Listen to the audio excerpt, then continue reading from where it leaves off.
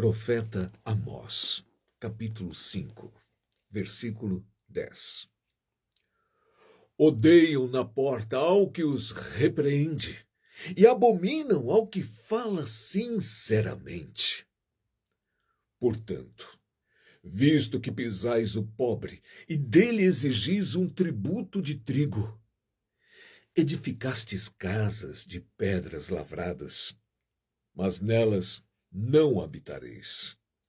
Vinhas desejáveis plantastes, mas não bebereis do seu vinho. Porque sei que são muitas as vossas transgressões e graves os vossos pecados. Afligis o justo, tomais resgate e rejeitais os necessitados na porta. Portanto, o que for prudente guardará silêncio naquele tempo, porque o tempo será mau. Este versículo 13, avançamos para o 22. E ainda que me ofereçais holocaustos, ofertas de alimentos, não me agradarei delas, nem atentarei para as ofertas pacíficas de vossos animais gordos. Afasta de mim o estrépito dos teus cânticos, porque não ouvirei as melodias das tuas violas. Corra, porém, o juízo como as águas, e a justiça como o ribeiro impetuoso. Oferecestes-me vós sacrifícios e oblações no deserto por 40 anos, ó casa de Israel.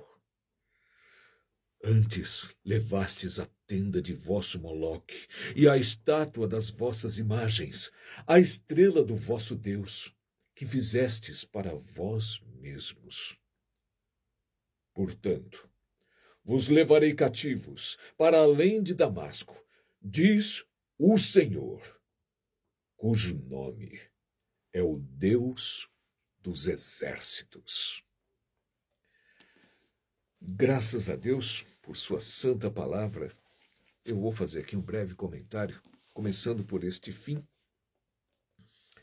Realmente isto que foi escrito em torno de 750 a.C., se deu em 722, em torno de 30 anos depois desta profecia. Israel foi destruída, a nação do norte foi destruída em 722 a.C.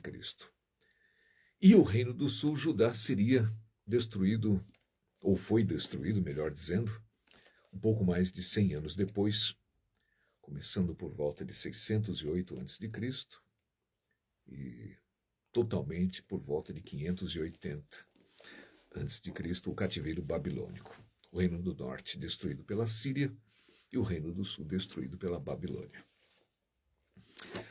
Portanto, a palavra de Deus se cumpre. Chamo a atenção também para este Deus Moloque, ou as outras divindades. Me vem à mente um raciocínio interessante a respeito do cristianismo. O cristianismo tolera, convive, respeita outras manifestações espirituais, não é? Cada um é livre para cultuar aquilo que entende correto. E o cristão convive com isto. Não há uma lei, por exemplo, proibindo estas manifestações, por mais satânicas que sejam. Ela é advertida na Santa Palavra. É aconselhado que não faça. É chamado o cristão para que não faça isso e que pregue que não se faça isso. Porque para o cristão existe apenas um Deus, um único Deus, um único Criador de todas as coisas. Aliás, as religiões, inclusive as satânicas, também sabem disso. Não é curioso?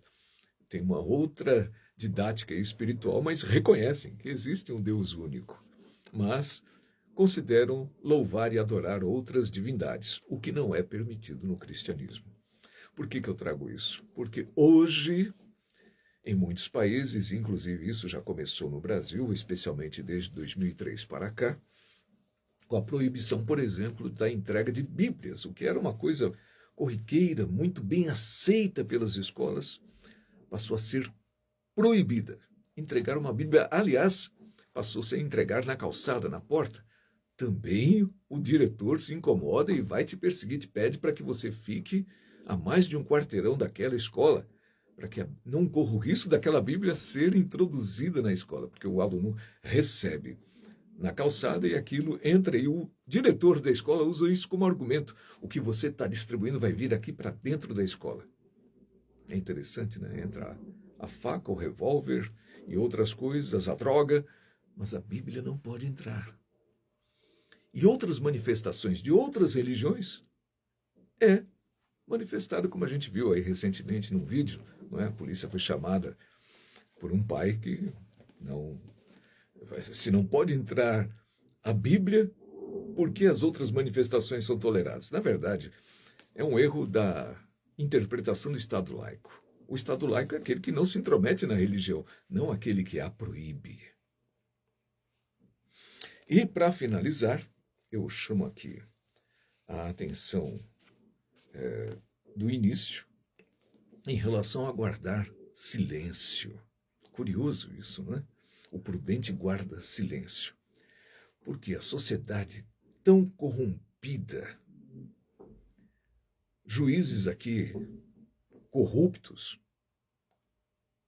subornados, agindo por interesse, não pela justiça para a qual foram chamados, trabalham pelo dinheiro, pelo interesse.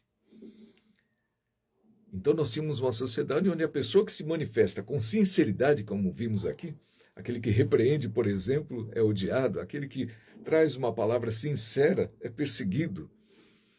Então naquele tempo se condenava, aliás, naquele tempo, estamos falando aí, né?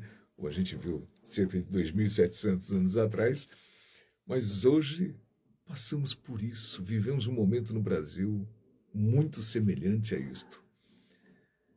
Mas penso que não é momento de se calar, do prudente fazer silêncio. É claro que a gente deve usar de sabedoria, mas se calar, não.